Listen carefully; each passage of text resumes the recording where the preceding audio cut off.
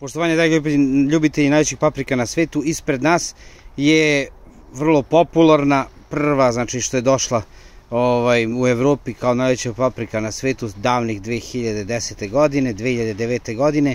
U pitanju je habanero, ovog puta habanero chocolate. Habanero chocolate i ljutina se kreće do 425.000 skovila.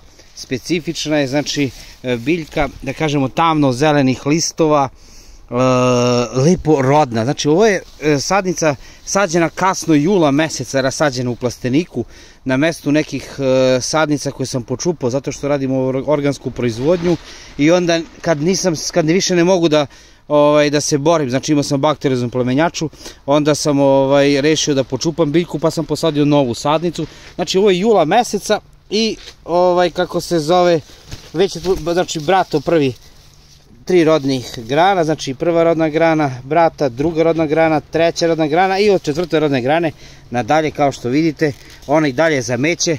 Evo, pogledajte. Znači, ide i dalje zameće do 10. rodne grane. Habanero čokoladni, od svih habanera, osim red Savina habanero, znači od svih klasičnih habanera, crvenih, žutih, pič, belih i tako dalje, najveći habanero je habanero čokoladni od 425.000 skovila skale ljutine. Lako se proizvodi, ne odbacuje cvetove, lepo zameće, nema vršne truleži.